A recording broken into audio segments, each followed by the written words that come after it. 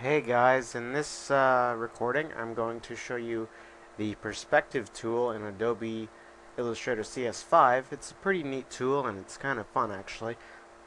What you have to do is just go down here and turn on the grid, and with these markers you can change the height of your vanishing point on the y-axis, and then you can just change other vanishing points using these markers over here. Now let's show you how to use it.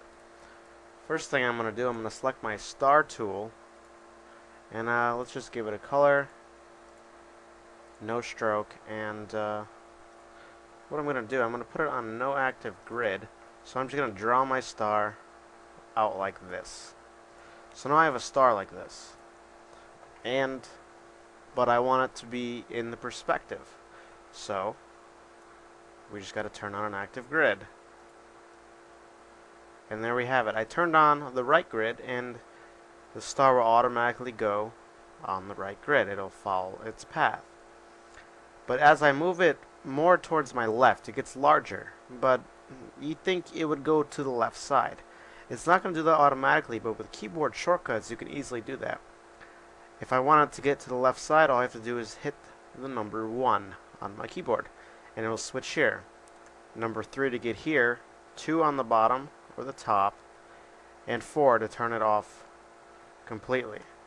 So for now I'm going to keep it, I'm going to actually put it on the left side, just going to plop it there. And surprisingly enough, this actually works with 3D symbols as well. So I'm going to grab out, let's take this house here. Let's make it, oops. Let's actually turn off all the grids just so we have a flat house. Let's make this a little bigger.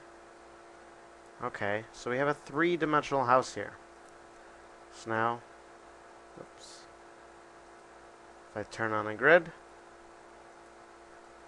and there we go. It's automatically going to put it on that one grid there. So if I snap it there, the house is in perspective on this side of the grid. I can just move that freely down here. I could swap it onto this side, and I can do it on the top and bottom. So let's keep it on this side.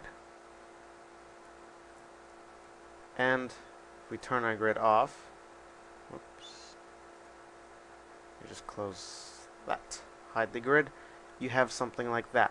But obviously, to really get the full effect out of this, you would want to draw like lines. You would just want to draw lines going down. You want to try to match the vanishing points. Obviously, you can't do that. So if I wanted to draw a line, wherever that went, you would have to follow it, or you could just make a shape, just a rectangle, turn off the grids, draw a big rectangle. Let's actually give it some color. Let's make it purple. Draw the rectangle, hold it, select your grid here, whoops, and party on. There. You can make it bigger if you wanted to. So you can match the whole grid like that. Wherever your house up, you can move it forward, you can move this back. But it's nothing. Send to the back. Now we have the house in front of it. So if we turn the grid off, hide grid. Now you have a vanishing wall.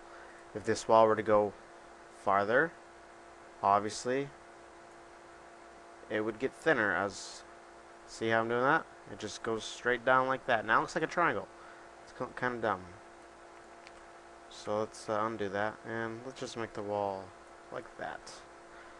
And we could do the same thing for the other side. So let's draw another wall. Let's make this one green. Let's, oops, turn off our grid. Draw a random wall. Now let's select our grid, and our wall is going to be there. And it's going to snap to the grid like so. Let's just make it there, and let us send it to the back. And let's turn off our grid. The grid is primarily just used to start making your shapes. And then you can go back, and even if you have to, make this smaller so it matches up with that wall. And there we have it. And add a stroke if you want it. But that's a very faint stroke. Anyways, perspective tool, Adobe Illustrator CS5. Have fun with it. It's fun to use, and it can really make some great projects, like if you were to design a building or something. I wouldn't recommend this using as a optional versus a CAD program, but this is certainly for more artistic fun rather than modeling fun. So go ahead and have fun with your perspective tool in Adobe Illustrator CS5, and I'll see you later.